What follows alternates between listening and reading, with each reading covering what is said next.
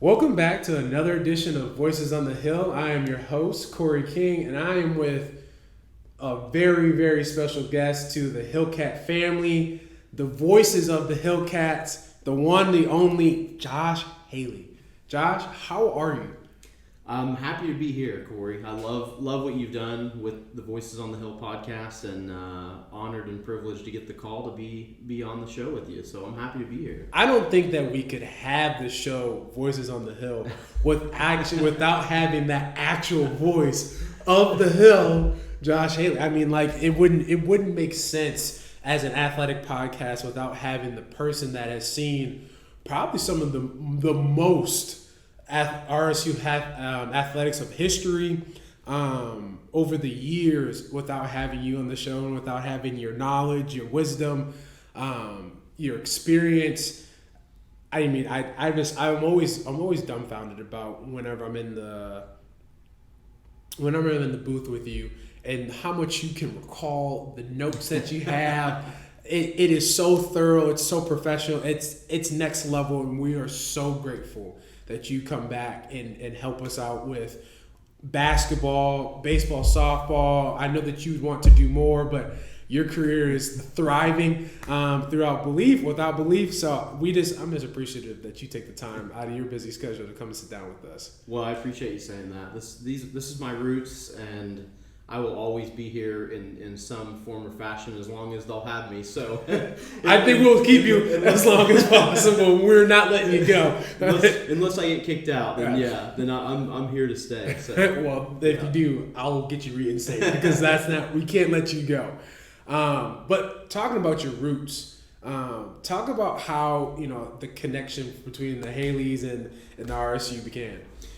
Well, I grew up in Claremore, lived here for the first 10 years of my life, and always had ties, directly to Claremore. And when I finished high school, my brother had already started coming to Rogers State, and I felt like it was home here because I grew up in Claremore, and it was a pretty easy decision for me after high school that this is where I wanted to be and where I wanted to go. I didn't know what I wanted to do, but I knew that it seemed like going to college was the right thing to do, and this certainly felt like the right place to do it. Both my dad and my mom went here when it was a junior college in the 70s, so a lot of family ties here, not only to the community but to Rogers State's history. And I didn't really know what I wanted to do, what degree field I wanted to be in for my first 2.5 years here. And thankfully through teachers and professors seeing what my passions were, they kind of helped guide me and steer me in the right direction, and in opening up doors. And the communications department became my home over my final time here on the Hill, and I'm very thankful and grateful that that's what I ended up choosing, and grateful and thankful to all those professors that kind of helped steer me in the direction that I ended up going. Well, you mentioned a couple different things, and I want to, before I ask my next question, you talked about your parents being here in the junior college days. I actually met somebody the other day that was here the last year of OMA in the first year of the junior college, which is, if you don't know what OMA is, Oklahoma Military Academy, which was what RSU was built on. That's what that is one of the first things that how we established ourselves. But I just think that it's so cool to see the history and the growth and how your family's so deeply rooted into this institution, and you are just continuing on this legacy throughout your years of service. But to pivot into your what you had said last about how these professors helped guide you. You didn't know what you wanted to do for 2.5 years. I think that is such an important topic that we should discuss in this day and age where these young minds and young people have no idea what they want to do, and they're going into college and they're lost, and they're trying to figure out what's going to set them up for the next 20, 30 years, and maybe they change. Talk about what that process like and elaborate on the resources that you use to help you get to where you are today. I know you talked about the professors, but what other things that that you went through that process? Yeah, I've always been a huge sports fan, And, you know, whatever it pertained to sports, that's what I wanted to be involved in. And I for a time, I thought, you know, I would just like to be at games and be able to report on things or, you know, give my opinion on things, because that's what I found myself doing in my spare time. Was I'm watching all these sports and I have all these things going on in my head that I don't have anybody really to share it with, you know. You can tell your family about certain things, you know, and they're like, that's nice, cool. Yeah, awesome. But to be able to put things like that out there to people that want to hear that, and so I'm trying to figure out how do I do this? How do I find a platform for myself that is maybe a career where I'm doing something that I'm extremely passionate about at the same time?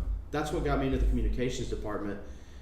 But I really didn't know what a pathway would be to broadcasting, and really didn't think about broadcasting too much. I just knew I wanted to do something involved in sports. I had a professor here who was here for quite some time, made a big impact on a lot of people, Dr. Jeff Gentry. And his thing, whenever we would have quizzes in class, was when you finish your quiz, turn your quiz over and draw me something, you know, artistic on the back. I'm not much of an artist, Corey. I would not be fit to teach any art class at any level. I don't have any artistic ability, especially when it comes to... Yes, exactly.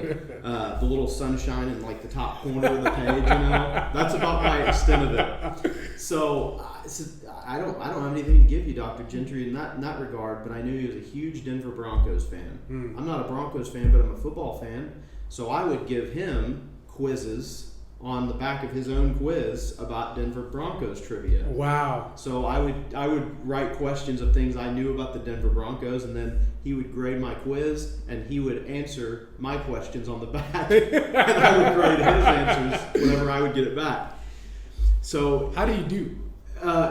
Awesome. He really? Was, yes. I don't think I ever stumped him one time. Wow. Yeah, he was on it. So, you know, and this is where I'm still very moved by the passion and the involvement of all the professors at Rogers State that I encountered during my time here, and that I still am able to communicate with today about their involvement, because some people can just show up and phone it in and lecture and grade, and then they're on their way. But it's the extra steps that they take. And in this case, he saw my passion for sports. He communicated with the general manager of the radio station, one of the professors, Kathy Coomer, rest her soul, at the time, and said, "Hey, I've got somebody who probably would be, you know, a good fit in the radio program." Yeah. And so I had already had, I think, one class with her, so she knew of me. And from then on, I kind of directed and went into, you know, I was in the communications department, but I really honed in on the radio and TV program. Yeah. And that's kind of where it started. And Kathy Coomer gave me a ton of opportunities, you know, like she did so many other students.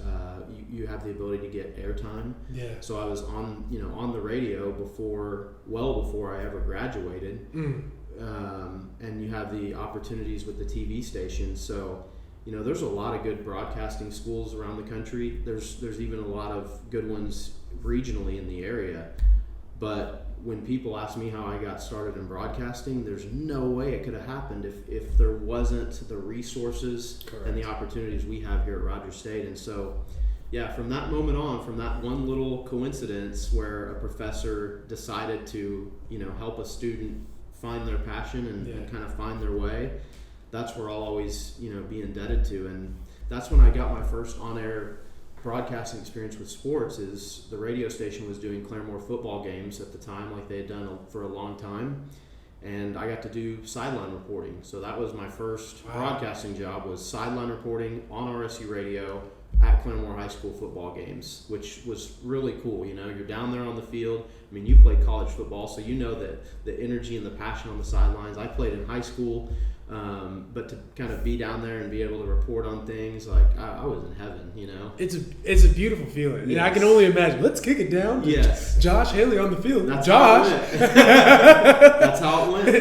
It's so crazy to hear about people's humble beginnings, because all you see is the end product, and you're like, wow, that person's so successful. Like, look at what they're doing. Yes. And you're like, if you only knew how small it began. Yes. But it's the work and the continuous work to make it into these big illustrious dreams where you're on ESPN, you're here, you're all over, you know, and sharing the thoughts that you had just as a kid watching the game, and now you're sharing it with thousands, maybe millions of people. You know, we're not counting the viewerships, but basically almost probably reaching millions of people by this time already. And I just want to highlight this because I think it's super important, because I'm so passionate about this, because I wasn't a person that did digital media. I was a I was a teacher. I was going to be a teacher. I was going to be a secondary math education teacher. Took a year gap, became a business teacher. That wasn't the vibes. That wasn't going to happen. And then I became a business administration major with a minor in math.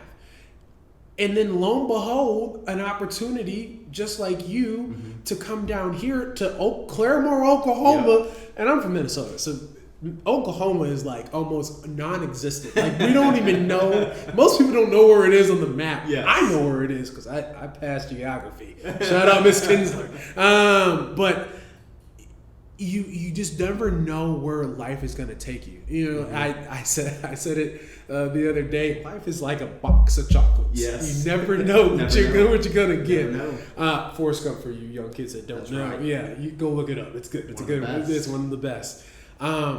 But it's also about being able to connect with these professors, with these adults, finding some type of common ground, because we're just big kids. Yeah. Like, that's really all we are. Like, we could talk sports for a millennium. Like, we could talk forever, all day, every day, and people would be like, that's a kid's thing. Right. No. It's just a kid's thing and a very big kid thing to do. That's right. So I really want to emphasize to the young people who are listening to this, don't be discouraged about not knowing what you want to do.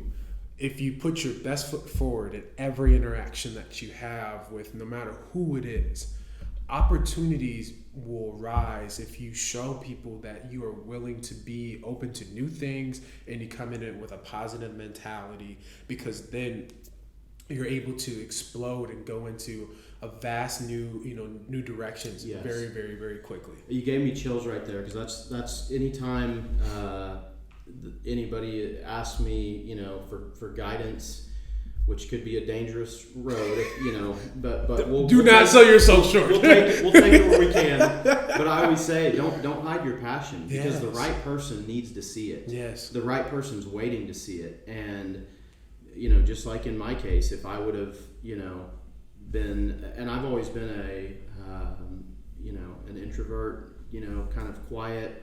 I'm not the guy that's going to be the life of the party.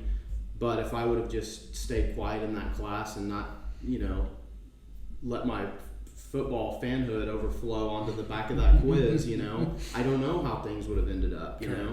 So, yeah, for anybody who doesn't know what they want to do, don't be discouraged about that, like you said.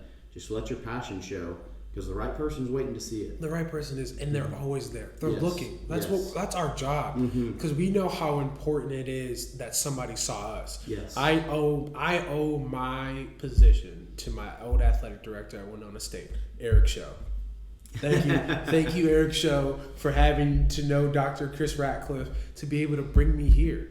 But if I didn't work in athletics for countless years, doing miscellaneous activities, mopping floors. I mopped the floors with such enthusiasm and grace that people would cheer over mopping the floor, sweat. Yes. But because of I just wanted to have fun. Those small interactions build up and build up to open a door. Yes. So make sure you tackle that as much as possible. But I do want to continue on because we could get soppy and go on down this train for a long time because we love young people and helping them grow. But RSU has such a unique setup with having a broadcast, a TV station, and a radio station. Yes. Most people have one or the other. Talk about how those two entities really help grow and shape broadcasters, TV people of the future for RSU. Yeah, and it goes back, originally it was the Hillcat network, and still we still call it that, and the MIAA network are one and the same. I graduated in 2010, and at that time, I was still doing Claremore High School football on RSU radio, even though I wasn't a student anymore. So I was still doing that for broadcasting. But I had also gotten into newspaper writing, which was just another outlet for me to share my passion for sports to somebody who wanted to listen, Once again, another opportunity that came about here at RSU because Dr. Mary Mackey headed up the start of the Hill Post newspaper. Wow. And so I was fortunate enough to be on the very first staff of the Hill Post during my senior year. Covering sports, on the Hill. And that opened up opportunities for me to start, being a correspondent for the Claremore Daily Progress and for the Tulsa World, doing, covering various high school sports. And so I was doing that and Claremore football, and I still had a day job. I was in the corporate world for over 15 years, but the sports thing was what I was really passionate about. And then out of nowhere in 2012, January of 2012, I get some communication from a dear friend, Steve Braun, who is on the RSU Mount Rushmore of people who've made an impact here. He and his wife Sarah. I get communication from Steve saying I've got something I need to talk to you about, and Ryan Bradley, who was here, he was a sports information director at the start. He was an athletic director by the time he left, and has gone on to do great things. Is at Alabama now. But basically, he kind of had that vision and headed up the start of the Hillcat network, and Steve was kind of running the operations of things with that too. And I still don't know how or why. I'll forever be indebted to Ryan Bradley and to Steve Braun and Ren Baker for signing off and giving me the opportunity to be the voice of Hillcat baseball and softball. But that's what I was offered is we want you to be the play-by-play broadcaster on the Hillcat network for baseball and softball in the inaugural year in 2012. Wow. And I was all in. I was over the moon. And because that was my start and my first, keep in mind for Claremore High School football, I was, at that time, I had shifted into the booth doing as an analyst. And so there were a few times whenever I was able to do some play-by-play stuff. Bryant Ferguson, who was the longtime play-by-play man on RSU radio, he was a great mentor, still is. He would give opportunities to students to step in and do play-by-play a little bit, to get that in their resume. But I have very little play-by-play, and they entrusted me, for that. And I probably wasn't very good in my first few years. As special as those years were and as successful as the teams were, I don't go back and listen very often because I'm scared about what I would hear of myself, But through that repetition and getting all those opportunities, and then, a guy like Sean Tiemann, who, to me, he was the original voice of RSU basketball, and, he's back as the RSU basketball voice. To me, there were a couple years when I was calling all the basketball games, and I would call Sean, and I told him, Sean Tiemann is always the voice of Hillcat basketball for me, no matter who's there. So I had some great mentorship from him as well, but getting that repetition in those first few years, that's what really opened all the doors, for me. And now, to go back to your original question of how that ties in and how the experience level is there for students, the Hillcat network has always been student ran. Your producers, your camera people, these are most of the time these are like students, and there's been so many people that have worked on the Hillcat network that have gone on and are currently doing like big time things because they have that hands-on experience. Yes. And because that's in this industry, that's always the catch-22, right? Is you how do I get a job in broadcasting? Whether you're the announcer, whether you're camera, whether you're a producer, well, you have to have experience to get the job. Yeah. Well, I can't get the job because I don't have experience. So how does that work? Yeah. And so for us to have a radio station, a TV station, and the network here, it's like anybody who has any interest. To me, anybody who has any interest in broadcasting, even if it's not in sports, if they say I do not want to do anything in sports, you can still work on the Hillcat network and gain experience you need to work on a news broadcast or a talk show or whatever that may be. Like RSU is the obvious choice for me, for anybody who ever asks. I'm envious that you guys have all of this here at RSU. I mean, I was blessed to work with our radio station back in Winona. Shout out Doug Westerman and Pat Bro. Some of my dear friends. Doug was the general manager, and Pat was the program manager. And he's a very great friend of mine. It got me on to the sports rundown. Then we ended up co-hosting a show together. But to have both, to be able to run the cameras, to produce, and all the aspects that you can do all at one place, and all student ran, is mind-boggling. And then on top of that, Division II is so unique, and I wish people really realize how intimate it is here with the personal student to professor relationship, from athletics administration to student athlete relationships are, because at some other levels, Division I in particular, it's so much more business first, relationship second, in terms of some of the interactions. Now I could be wrong, some people probably are relationships first, business first, but overall, like there's an agenda there. My personal goal is to make sure that you are having the best experience when you're running my cameras for the network. You know what I'm saying? I'm in the headset making sure we're having a good time, we're having fun, but you're also learning the game, learning how to do different camera angles, learning how to take commands from somebody else and being like, okay, I need you to pan here. Right. Being able to get these experiences now is only going to prepare you for the next, whatever you do next. And so I'm so honored and blessed to be able to have these experiences. Shout out RSU TV, who's done countless episodes of Voices on the Hill for us.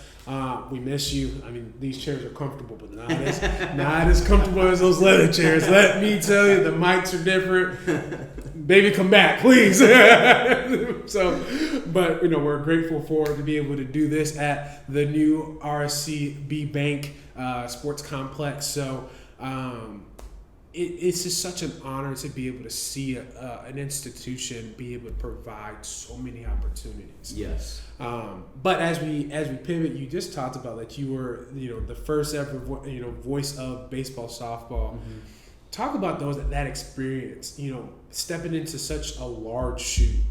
And some teams that were extremely talented. Yes. Talk about those memories and what it was like to grow in your career as a broadcaster in that role. Yes, and you hit the nail on the head. Extremely big shoes, because there were select games before the Hillcat Network existed. There were select games that were being broadcast on RSU radio. Ryan Bradley most of the time was play-by-play and was extremely good at it.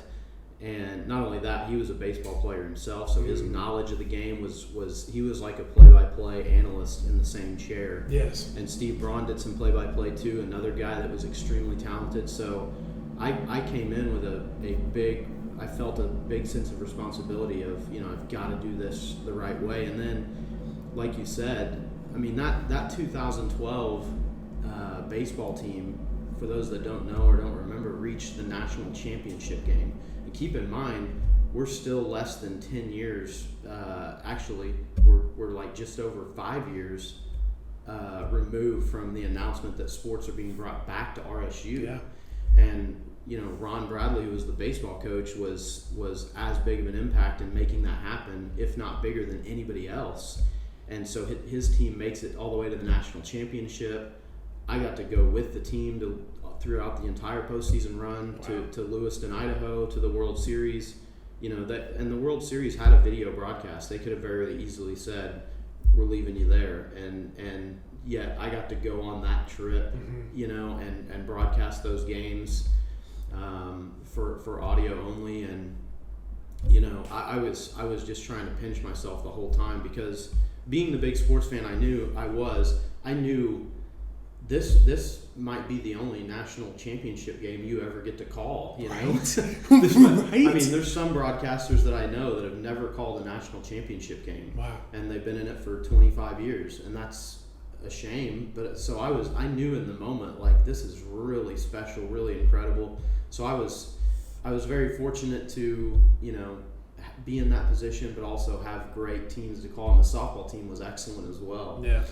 So it was great, but people like Ryan Bradley and Steve Braun, they were right there every step of the way to kind of help me along. Ryan would come on the air with me sometimes, and he would give me great feedback and pointers and kind of help and steer me in the right direction.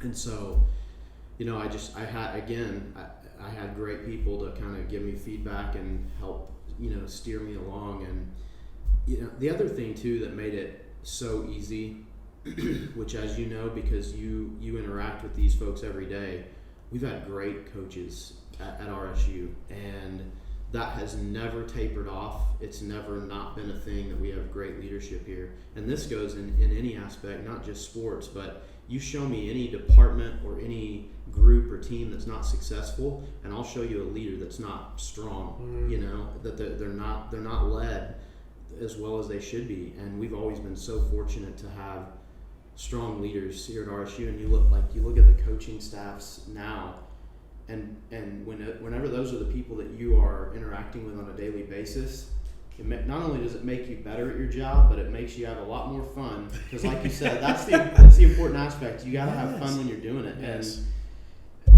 as long as I've been here, when I'm able to walk onto campus and I see soccer coach Derek Larkin in his face, and he's been here since the very start. He's been the only men's soccer coach we ever had, and he was the men's and women's soccer coach to start. And so to see his face, when you come on campus, for me, that's like a comfort blanket.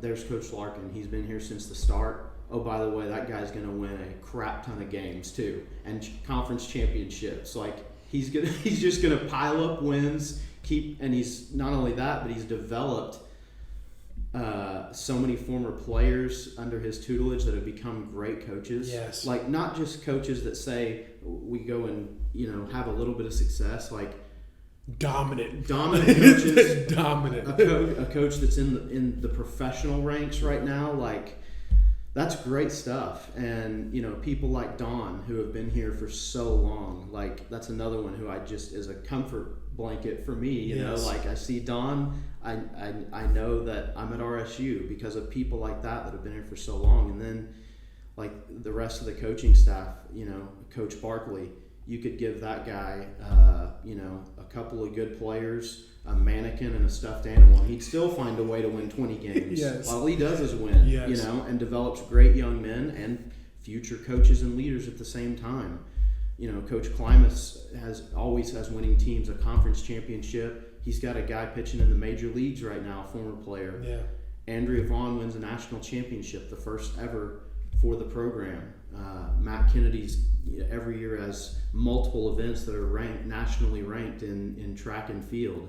And our golf teams, like Steve Brown, multiple conference championships. Yes. Whitney Hocutt, multiple appearances in the national championship. Now, are you kidding me? Yeah. And then we have two of our newer coaches in Coach Jones and Coach Davis for women's basketball. Like, both of them are proven winners in the MIAA, and now they're here building something special. Yes. Like, we're so lucky to have the leaders and the coaches we have, and they're fun to be around at the same time. A blast. A blast. And you won't take any credit for this, but I will give it to you anyway, because we're blessed to have people like you here, and we've got Justin and Jake and Dr. Ratcliffe, and it just all fits and works together, and makes, for me, it makes this place just always like home, and feel so good. And I've been in other states for other broadcasting work, and somebody asked where I'm from, and I say Rogers State, and they're like, "Oh, you guys are so lucky to have Dr. Ratcliffe." I know we are. Yeah. By the way, don't call him and try to lure him away either. I can tell you're fond of him. Leave him be. He's happy with us, you know. So I just can't say enough about how great of coaches and staffs and leadership we've had over the years. Seeing the visions they have, and the growth of the athletic department. I mean, we're recording this right now, and we look out, and there's a brand new softball field, artificial turf. They're working on the baseball field right now. RCB is now, you know, the title of this place. So you get that community support. You have growth in the department. And so I bring that up and harp on that so much, because I don't think any of the things that I've been able to have the opportunity to do in broadcasting, none of it would have happened if it wasn't for all of those people and all those other things happening too. You brought up, I mean, like a million different points that are absolutely beautiful. I do want to point out one person, and it's not a fault of yours of missing, of not mentioning him, but Josh Jennings, the other graduate assistant that I came in with. The fantastic job that he does. Yes. He is also a writer within town at the Claremore Progress. Yes. But he was also going to do some work with us for, kind of taking a little bit off of Voices on the Hill in terms of the in-season topics, and being able to be more overarching and more detailed about the players and more intimate. But he's going to talk, take those, do some more short-form content from us, interviewing players, interviewing coaches, and bringing those to you on our social media. So I'm very appreciative to Josh and his ability to write some beautiful, beautiful stories in such a young age. Somebody else that has just overflowing with passion. Correct. You can tell the passion. He loves sports. He Yes. loves RSU. When you get here, you automatically feel the family, the togetherness, the mission of moving in the same direction of winning games, but winning games together. Mm-hmm. Seeing coaches from other sports supporting other coaches at their sporting events is a clear indication of how passionate people are about this place and about each other. Mm-hmm. And the fact that you covered all the coaches and making sure they're all highlighted and the beautiful things that they're doing here is a clear indication of how passionate you are. I am. about this place, and I share the same thing. Obviously my home is Winona State, but this has been, it keeps pushing the needle. Like, all right, we really do. I really do love this place, and I'm heavily invested in the future, and I do appreciate the kudos and the compliments that you provide. I just want to do whatever I can to highlight how special this place is, and I hope that the people at home feel that through the podcast, the social media, and everything that we do. The love of the live stream, to make sure that y'all are seeing your kids, seeing your people that you're cheering for in clear vision. You can see it all. So it's important. And one thing that speaks so loudly to that too, like, we can talk about it, but then you see people who come here from other countries and other continents, right? And then they don't leave. They don't want to leave. It's a captivating place. Yeah, we got two of them on our staff already. Right. Two of them on our staff that came from England, and they haven't left. One left for a little bit, but came back. Yes. So you talk about Jake Simpson and talk about Jordan Watson, two former RSU men's soccer players, and now assistant coaches for the women's team and assistant coach for the men's team. But that's so powerful to think about that. People who are coming from London, England, maybe one of the greatest cities in the world, and they're staying in Claremore, Oklahoma. that speaks volumes. Yes. Volumes. And so if you don't know, now you know. Now you know. now you know. As we transition, off of baseball, softball, in the lovely history that they have, you also do men's and women's basketball.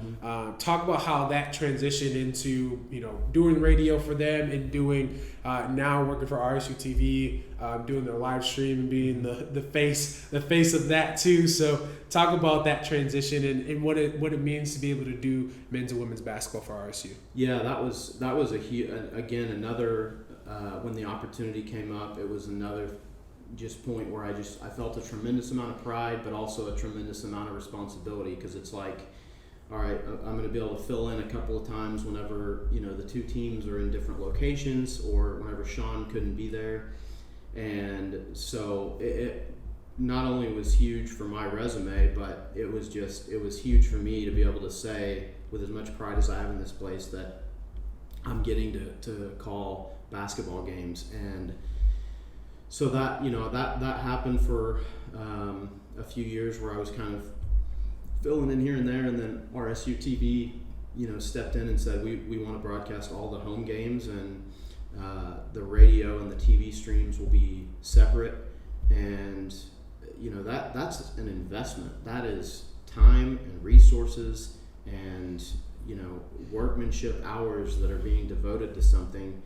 And for the athletic department, the TV station, the university as a whole, to be able to offer that was fantastic. And then I did it for a couple of years, went on the road with the basketball teams and did radio as well, and then would do TV for the home games. But that was getting that experience, and again, it goes back to the repetition, getting that repetition and doing that, it made me so much more comfortable in the broadcast chair. Yes. And getting all of those opportunities, like we said before, the catch-22 in broadcasting is like you can get a job if you have experience, but you can't get experience without the job. So how does that all work? And through all those things, then doors started to kind of open slowly, and it was all because of connections at RSU. I think probably the first broadcasting break I got outside of RSU was in 2014, and I was doing newspaper work for the Tulsa World, getting to cover Tulsa Driller games, our semi-pro baseball team, kind of here and there. And through being there, again, I wouldn't have been able to do that if it wasn't for the Hill Post, my experience with the RSU newspaper. And through being there, I met Bruce Howard, who's the longtime voice of the Tulsa Golden Hurricane. And, we just got to talking, and I told him I was an aspiring broadcaster, and he said, have you done soccer? And I said, yeah, I've done soccer before. Great, I've got some soccer games I'd like you to fill in on, at the University of Tulsa. And so I started doing soccer, volleyball, and softball at the University of Tulsa on their web stream. And after I had been doing that for about 3 years or so, and I was still doing the RSU stuff too, I get a call out of nowhere from the University of Arkansas and the Razorback Sports Network, and they said, hey, we got your name from Bruce Howard at Tulsa. We're looking for somebody to broadcast soccer, because we don't have anybody right now for certain games. And so we were calling other universities within a certain radius, and Bruce Howard gave them my name, and that opened the door in the fall of 2017, where I got a couple of opportunities to call games at the University of Arkansas on SEC Network Plus, and fortunately I didn't squander the opportunities, and I started getting more and more assignments. They said, okay, well, you did fine with soccer. We're going to give you a volleyball match, and we're going to give you a softball game. And then after I think a year or two, it was like, all right, we're going to give you a basketball game now. And then it was like, okay, you're going to get a baseball game too, and can you do this gymnastics meet, you know? Yeah. And so it just kept growing and growing and growing, and so now I do, you know, all of those sports. I'm at Arkansas, you know, probably 20 to 25 times, you know, a year, broadcasting games on SEC Network Plus. And again, the connection trail very clearly and vividly all leads back to RSU, the opportunities I had here, the experience I got here, and, you know, now the University of Tulsa, they're on the ESPN Plus network with all of their games, and so I'm doing volleyball and soccer and basketball on ESPN Plus as well. And so, you know, about 45 to 50 broadcasts a year with those two, and it's, again, all because of what happened at RSU and the time I got here. And anytime I get the chance to tell somebody, you know, like how I got here, I didn't, you know, go to college to be a broadcaster. It just happened to turn out that way at RSU because of professors who cared enough to see the passion and guide me in the right direction, and then all those people that laid the groundwork for all the opportunities of the Hillcat network and the radio and the TV, you know. And so everything that I've ever been able to do, I owe it all here. But right now, because my first play-by-play responsibilities were for baseball and softball, and we're sitting here at the Diamond Sports Complex, and I can see baseball on one side and softball on the other, I'm in my happy place. Yeah. And there's been some great places that I've been fortunate to broadcast, you know, games from. A sold-out arena in front of almost 20,000 people. Gold medal games in international softball competitions, and those have all been incredibly surreal moments. But Corey, there's no place that I am happier and in a better, like, mental state than when I'm at the Diamond Sports Complex, because this is where it very first started, you know, for me. So that's why I say, unless I'm kicked out, I will never be able to detach myself, you know, from this place, because it's so incredibly special.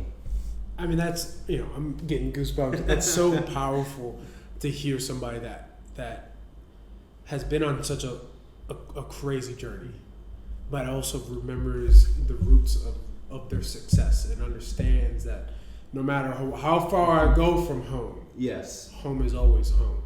And that's such a powerful and loyalty to a fault about this place, and being able to understand that, like, I'm not Josh Haley, the broadcaster, without this place. Yes. And the fact that you're willing to come back to this place on a consistent basis. Like, there are only like a couple games that you're like, I just can't do. But, you know, but for the most part, you are here through and through, invested and willing to put in the work. But as we talk about work, yes, that's without giving your trade secrets, because I know how detail oriented you are, and you are beyond detail oriented. The sheets that you have about the little nuances about the game, the players. I mean, I'm sitting there like, where did he find that fact? Sometimes it's too much for me. I mean, my mind is just spent. It's a dictionary of facts of sports about different teams all across the country. Talk about how you conduct your research. You know, what things that you are consistently getting on the daily basis to make the production of RSU Network, Hillcat Network, and the MIAA Network the best that it could possibly be. Well, and the first thing I'll say about that, as far as the preparation and the research goes for my job, the first thing I'll say is that I never stop learning, and I never stop trying to get better and more efficient in the ways that I'm preparing, you know? Yeah. And because there's always something new to learn, there's always an idea out there that somebody's got that you can make it, you know, to your benefit. And so that's the first message that I would have about that is always continue to seek better, more efficient ways to do things. Because if you don't grow and adapt, you could be left in the dust. And so Heard. yes. A little bit louder for the people in the back. Now they might have missed that one. Yeah, exactly. So that's the first thing, is I'm always trying to, I'm modifying my note sheet, the papers that I have for broadcast and how they're laid out, my scorebooks and things like that. But for me, it really, I start the process with the teams, and not just RSU, of course. I feel a responsibility to the opponent that RSU is playing and always have, because I can put myself in those shoes. And if I was the player, or if I was that player's parent or grandparent or sibling or aunt or uncle or whoever, like, they deserve to have the positive light shed on them. And I played sports in high school. I didn't play sports in college. You did. Firsthand just how taxing and difficult the life is of a student athlete, of the work you put into it. By golly, those kids deserve to have the recognition for it and the positive light shed on it. And so even if somebody does something good against RSU, they deserve to have the recognition for that. Correct. And I would expect the same from any broadcaster whenever our teams go on the road. Yes. Is if even if something happens that doesn't go the way of their team, be respectful and professional about it, and shed that light on them, because they've earned it. They did. And so keyword earned. Earned, yes. Earned. Absolutely. And so that's where it starts for me, is okay, what's the headline and what's the storyline? Who is this team? What's their history? What have they done this year? What are they hoping to accomplish? What have been their challenges and their struggles, and what things are they feeling good about? And I kind of just start from there and just kind of work my way down. All right, now I'm going to look at all the players on this team, and I just dig as much as I can, and I try to find things that nobody else can find. That's usually my goal with any broadcast preparation. So beautiful. Is how much can I find that nobody else could find, or would take the time to find it, or that nobody else would know. Yeah. And whenever coaches or players tell me, like, I heard you say something on the broadcast and I didn't even know that about them, or I didn't know that I didn't know that I had that record, or I didn't know that I accomplished this, then I know I'm doing my job well, that I'm putting in the time it takes to do that properly. Because anybody can just read a stat sheet or read a roster bio, but if I can find those things that nobody else knows, then I'm doing okay, I think. And that was one of the best pieces of advice I got, is you might not have the best voice for a broadcaster, which I do not. He's lying to you. You might sorry, you might not have the on-camera presence as another broadcaster. You might have all these things that somebody's better at you on, but with the one thing you're in control of is your preparation. And if you have the mindset that nobody's going to out-prepare me, that you could put any broadcaster in the world on this game and I'm still in control. They're not going to out-prepare me. Yeah. Not on my watch. If you have that mentality, then hopefully you're doing the players, the coaches, the schools the justice that they deserve. And so that's where the preparation all starts with me, is from the team aspect, and then the players finding things hopefully that nobody else can find, or trends or patterns or statistical anomalies that nobody else can find. And then you kind of build up a couple of storylines of, why is this game important? What's riding on this game? What's at stake? What if both teams, stand to win or lose? And try your best to keep, the audience, just capture their attention and keep that. Wayne McCombs, who passed away, earlier this year, who's a dear friend of the university and the Claremore community, he was, the one who taught me that is, how can you build up the storyline to where people will, they physically cannot turn you off. Yeah. They feel like they're going to miss something super important if they got out of their car and stopped listening to the radio, or if they got up to go get a snack from watching the TV. You know, Yeah. how can you get people to be invest into a 3-hour production Right. of baseball? Exactly. That's impressive, y'all. Yes. That is impressive. Yes. If you don't understand, like, that is incredible. Mm-hmm. You know, because I mean, you can tell when you are not in the room. There is a difference between how people prepare. Yes. And there is something special about how, I mean, like, it makes my job easy. Because, you know, I'm just over here just clicking buttons. Just camera switch again. All right, cool. But here, because I have them in my headset, I'm engaged. I'm like, oh, wow, okay, Climus, you've been doing this thing for a while. Wow, you played catcher too? Okay. Yeah. Oh, wow. That's interesting. Your dad played for the White Sox? Man, oh, that coach has 500 wins? Yeah. I'm looking at you like, man, he's been a while here for a while too. Yeah. You know? It's those little details that keep, like you said, keep people wanting more, wanting to hear more about not only our team, but their team. You know, we played McKendree from Illinois. You had more facts about McKendree that I don't think half the planet knew.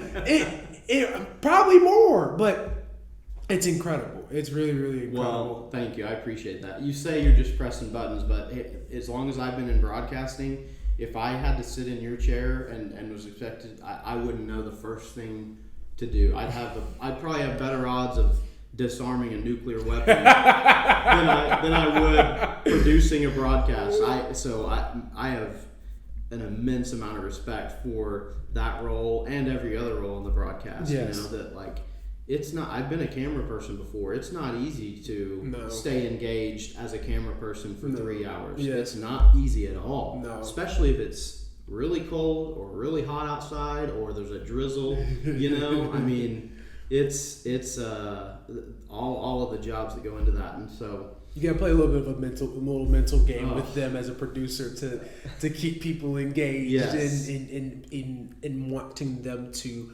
make this production beautiful. Yeah. You know what I'm saying? And you got to build a trust and a relationship with each one of your camera people so that they know how important their role is, although probably minuscule. Like, I may only hit your camera a few times throughout this game, right. But every single time I'm hitting it, you're getting a key important shot, and that's why I'm doing as many different shots as possible, so that you get to see the pitcher while he's warming up. You get to see, the ground ball, the shortstop, seeing them field the ball, clean jersey, but also being able to be zoomed out enough to move to first and see the play at first and see him running through the base. Yes. All those important details, like you said, I want moms and pops at home to be like they're sitting here at the RCB Bank Diamond Sports Complex enjoying the game here. Yes. And other than they just get the cherry on top with your voice covering the game.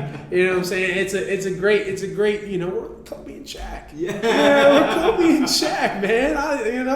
Only neither of us have quite the ego or the selfishness. Exactly. But I feel like we do make a great team. We're Scotty and Michael There you Jordan. go. Yeah. They last a little bit longer. There you go. Yeah. But as we're talking about the booth, talk about life in the booth, because people don't get to see us in the booth and what it's like and the chaos, yes. the chaos that we have, but the controlled chaos. Yes. Talk about booth life, because it was new to me when I began this position, but I'm addicted. Yes. I love booth life. It's so fun. People popping in, guest speakers, coaches coming up for the post game. Yep. Talk about booth life. I love it. I was on the air for the first time in 2008. So, I'm in year 16 or 17, I guess. And, I still get butterflies. I still get that adrenaline rush whenever that countdown is on of you got 5, 4, from the time that you're going on air, I still get that rush and I love it. I love it so much. And it's even as, like I said originally, I was a huge sports fan. I can't really go to sporting events anymore and sit in the stands. Right. And it has nothing to do with I don't want to be, with the public or the common fan. It just has everything to do with like my mental state of like, I'm at a sporting event, like I'm supposed to be on right now. I'm supposed to be doing working something. Yes. Yeah. So you won't catch me like just going to a game and sitting there and having a box of popcorn or something, I can't and won't do it. No.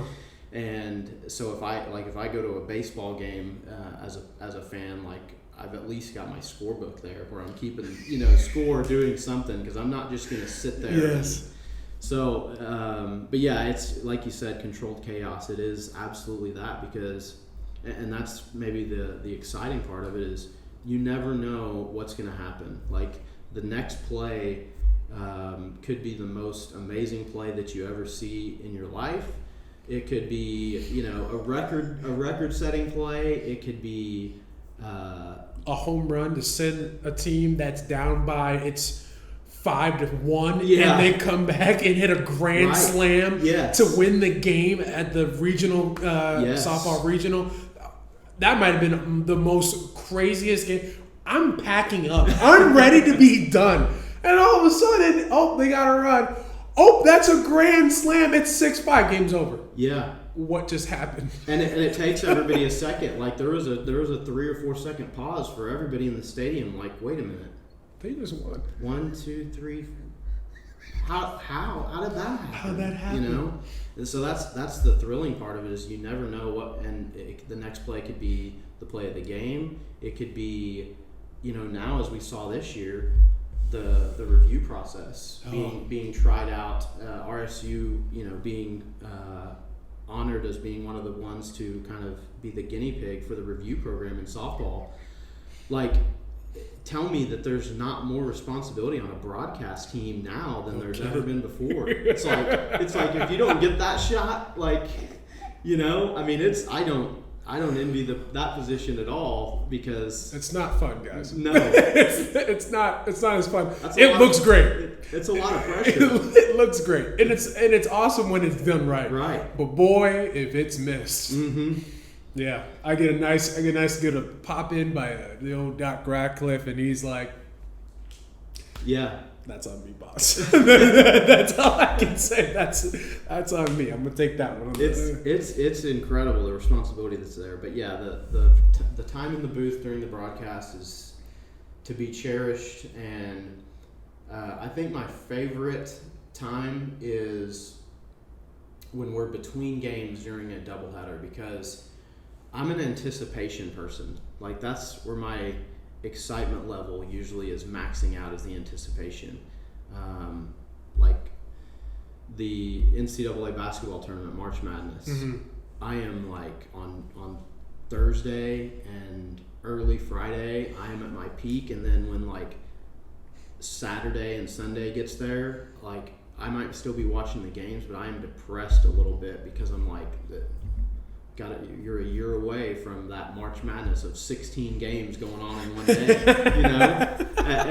There's 4 at a time. So right. I'm an anticipation person. So between games of a doubleheader, it's rare for baseball, but it's the norm for softball, because you've just done one game, and you've got all these storylines building of what happened in the first game, and you're preparing for that second game, but it hasn't happened yet, so you still got that fun and excitement coming up.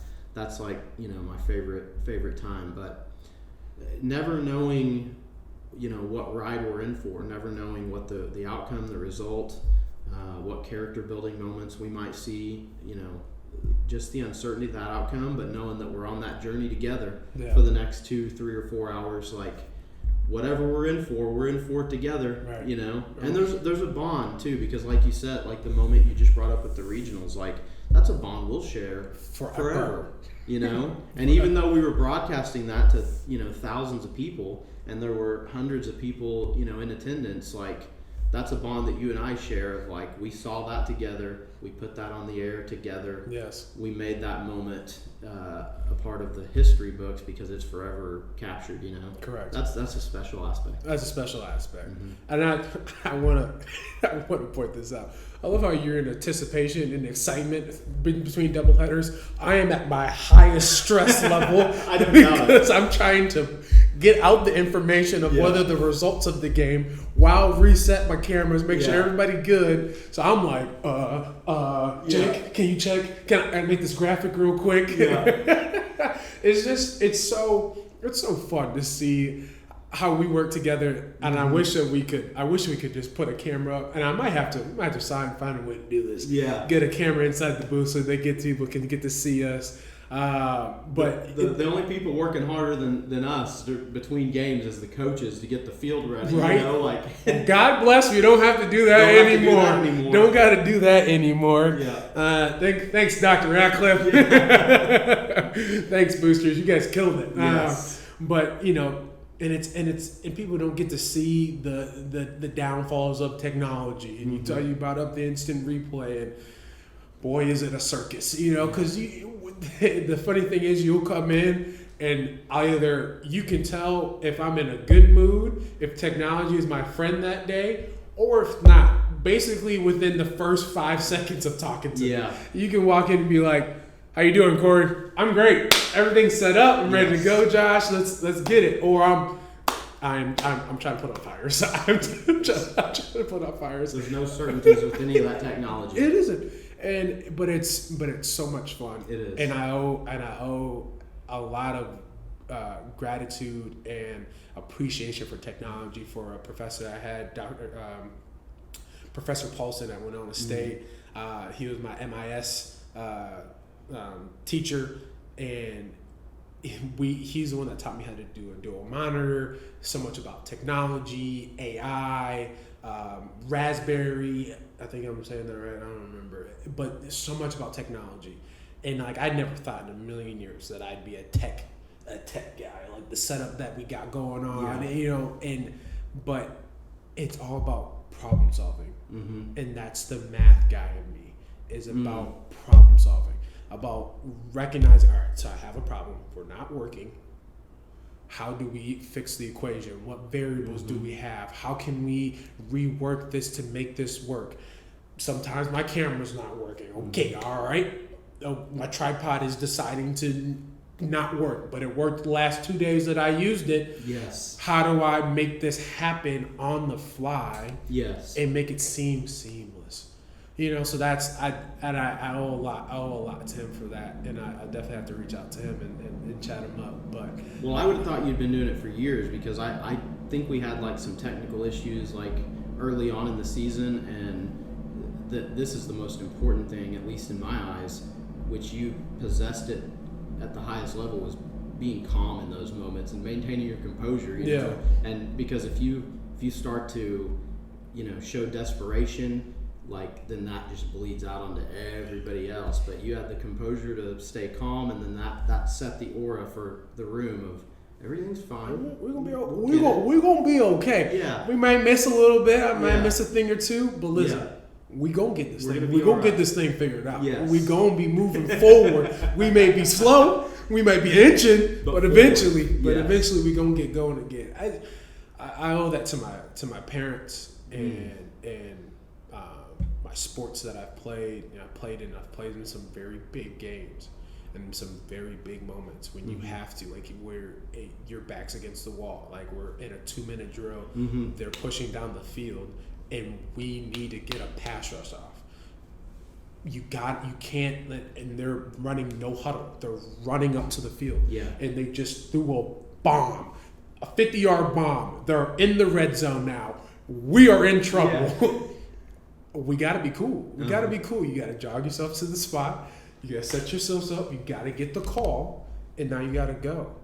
I owe all of that to my parents, how they raised me. Adversity is a key to life.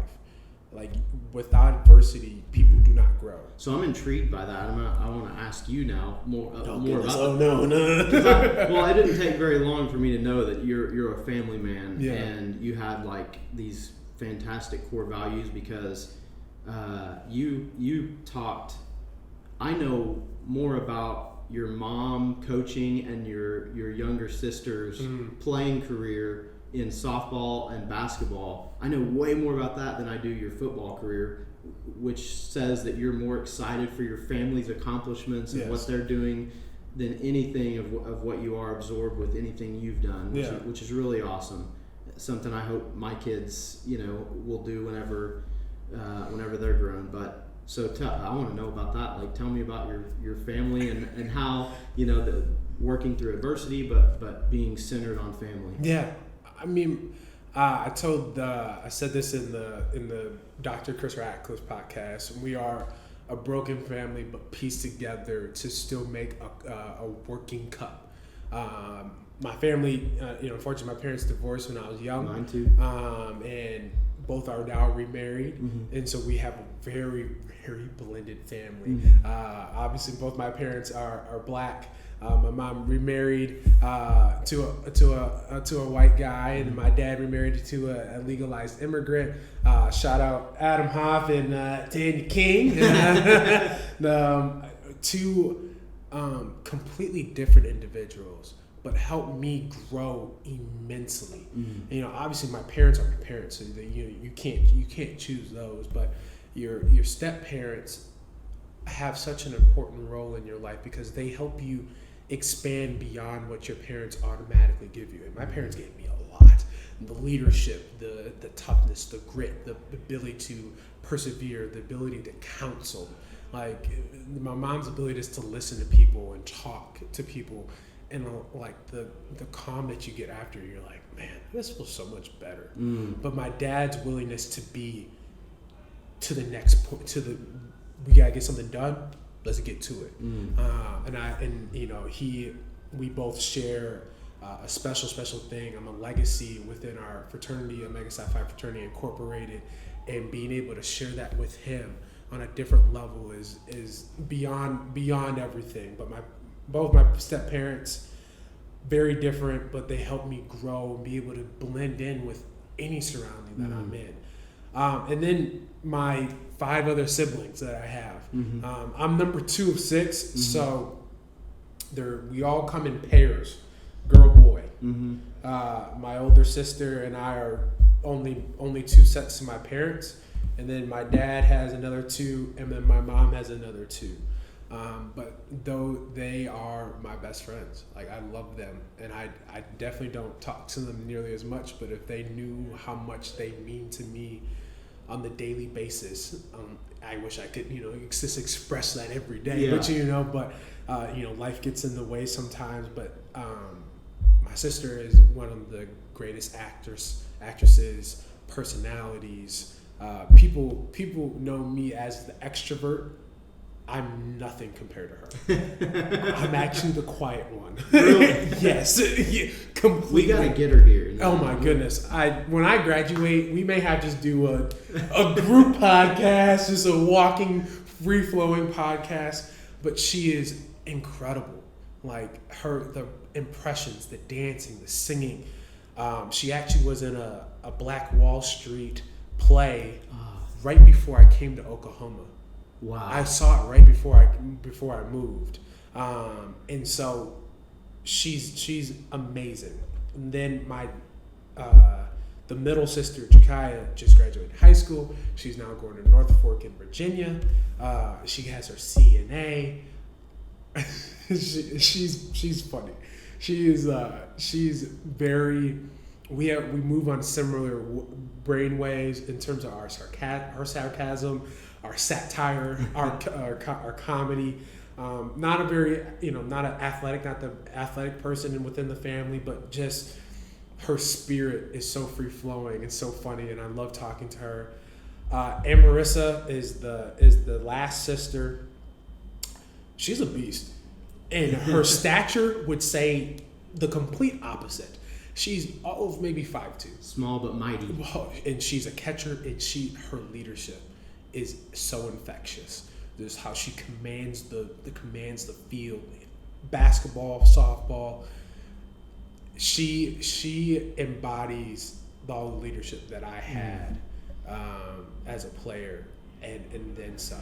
It makes it so much more special because of her stature and how she zips the ball, and it's incredible. I'm so proud of her. I feel like they have to know how much that they mean to you, because I know siblings that don't know each other's birthdays, and you could write a biography, I think, on all of them. So I think they've got to know. I hope so. I hope so, and I hope that they watch this one, and I'll definitely be sharing it with them. But I do want to get to my last two brothers. Yeah. Asher might be maybe one of the smartest people that I know already, and he's 13. Like, he picks things up so quickly. Like, Rubik's Cube took him 2 weeks. Wow. He builds, like, he could be an engineer. He could be an astrophysicist. Like, he's so intelligent. And his athletic ability is just falling right behind. So once he figures out that the smarts and athleticism go together, that's dangerous. He's gonna be incredible. It just makes me sick to my stomach that I'm not there with them on the daily basis to feed into that, because it's important. And all the greatest basketball players, greatest athletes, typically had somebody pushing them along the way, and not being able to do that on the daily basis makes me sad, because the talent's there. You know what I'm saying? The athleticism's there. He's a lefty. He's a pitcher. The boy I saw him hit a dinger off a live pitch, and I was like, oh, wow. Man's got pop, and he's fast. He's super athletic. So he has great capabilities.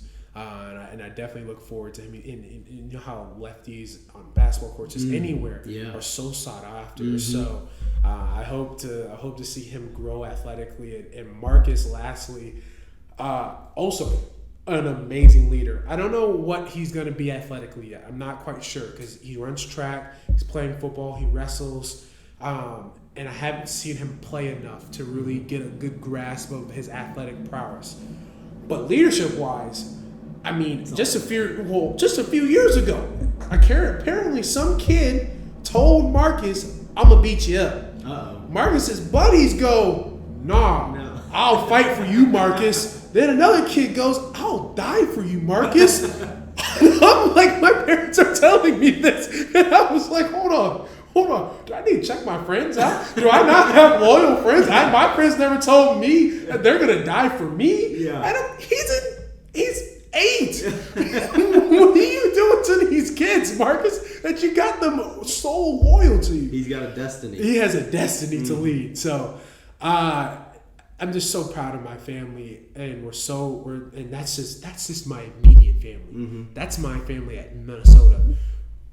My family expands across the country, to Hawaii, to New York, to London, to Jamaica.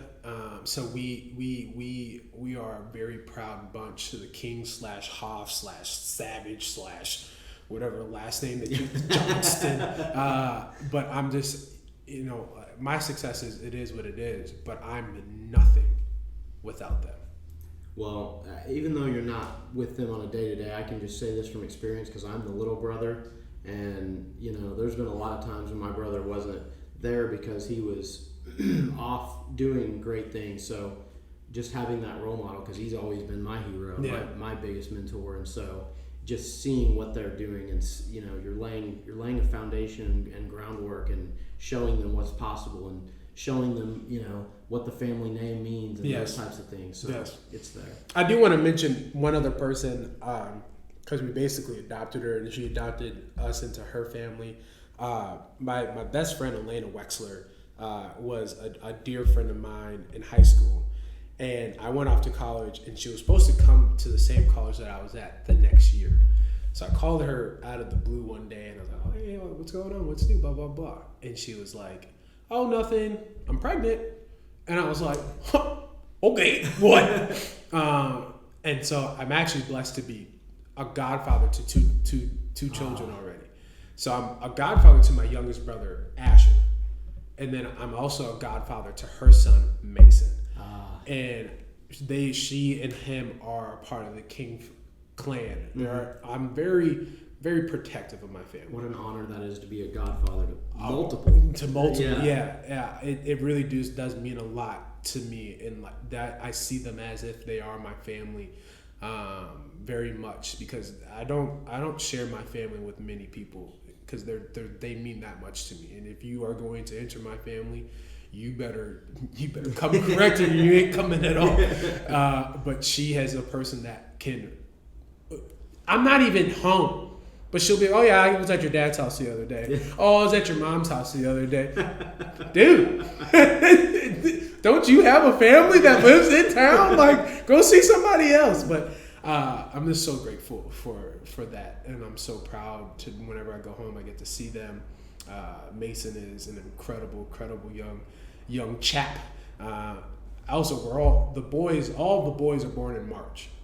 Wow. All the boys are born in March. Asher is the 9th. Mason is the 5th, if I'm not mistaken. Please don't kill me.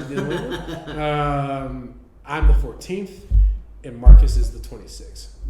So we're all in March. So March is a very eventful month for us, but it's such a blessing, definitely a blessing. I appreciate you asking, because I don't get to talk about my family much, but when I do, love talking family. Yeah, family hits different. It really, really does. And since we are talking about family, I do want to talk about your family, because you treat me whenever you bring your children up to the games. I am heavily invested in any child that I see, because I know how important it is that whenever you see children, to invest in them, to bring them joy, because you never know how that's going to affect them long term. Yeah.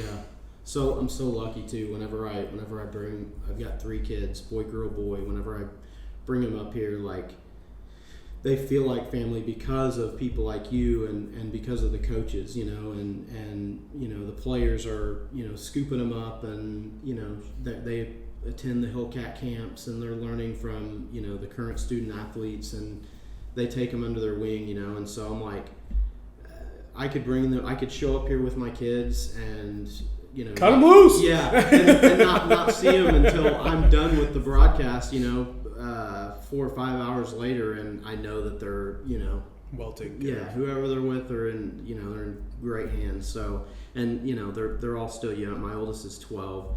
So they're all still fairly young, but they all say, I want to be a Hillcat. I want to go to RSU. And I'm like, if wherever you go, or if you don't go anywhere, that's whatever you want to do is fine. But I'm like, knowing the people that I know here, and the leaders that we have here, from the coaches to the professors to the administration, I mean, I would feel no safer as a parent of my kids being in any other hands, than coming here, which is awesome, and my gorgeous wife feels the same way. And so anytime that they're all around RSU, it's awesome, and then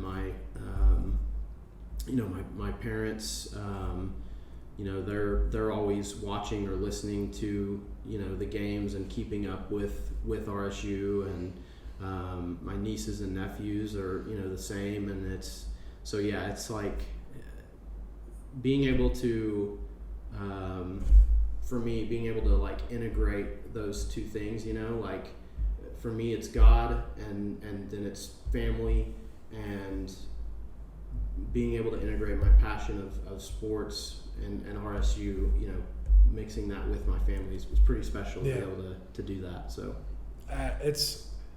you couldn't write a better script, for that, like that. Being able to be so intertwined into university, Jake Simpson and I talked about it. There's something when your heart and your mind will always, wherever you is invested. But when you had your soul into it, it makes working somewhere and being there, like your soul is in here, is invested into RSU. Yeah, Jake Simpson's soul is invested into RSU. Wherever I am, my heart and soul just follows. You know what I'm saying? This is how I am. I carry my soul on my sleeve. So we're so invested. We want to be the best at what we do for this university and for this institution, and it's a really, really, really beautiful thing. It is a really beautiful thing. I do want to talk about one last thing before we wrap up for today. You kind of got me hooked on sports trivia. Oh yes, on the website. What was the website? Immaculate Grid. Yeah. I pride myself on my sports knowledge. There are very few people who rival me that I know personally. You surpass me. Oh my goodness. I remember we sat in one day and we started just chit-chatting, and we got on some obscure names. Yes. And some very fine detailed names of people who are well known, and I just want to applaud you on, on how many people and how many athletes that you know over the years. It is incredible, but it is all goes to test to your mind and your love for sports. And I cannot wait to cherish this friendship for you and me both for a lifetime. We've talked over the summer. We got some things coming up. Talking about our hashtag is Hillcat Legacy, and we're really going to try to embody that this year. Talk about some stuff from the past, but being able to have a historian of RSU athletics alive, well, kicking, breathing, and heavily invested, not somewhere across the country, but right down the street is, it makes my job night and day easier. So, and once again, thank you. Thank you so much. And I know that everybody who's watching from the Hillcat family is on their hands and knees thanking. I get the feeling they hear enough of my voice throughout the year, so I don't think we could get enough. I mean, we miss you doing our soccer. Thanks, Arkansas. So, but whenever basketball season comes around, I'm elated because I know that it is Josh Haley time. So, we can't say thank you enough, and from all the athletics, staff, and coaches, and administration, we are so grateful for your presence, your leadership. You're willing to. You do everything. You do our award show. If there's something that needs to be done, that needs a grade A voice, and they don't want me because they're tired of me, no, it's this man. It's this man, and it's this man again and again. But thank you. Yeah. Truly, thank you. Well, I appreciate you saying that. And like I said, whenever I'm here, I never look at it as work. It never feels like work. It's always fun, pride, and joy for me. So I'm just grateful I get to do it every single time. I'm grateful to have that opportunity, and I'm already looking forward to the next one. So yeah, blessings, major blessings. Friends, we are honored to have such an important person to RSU athletics. Like I said earlier, we can't have Voices on the Hill without the voice of the Hillcats. So, with that being in mind, for another edition of Voices on the Hill, I am your host, Corey King, and for the great and the incredible Voices of the Hillcats, Josh Haley, we appreciate you watching. And we look forward to seeing you again.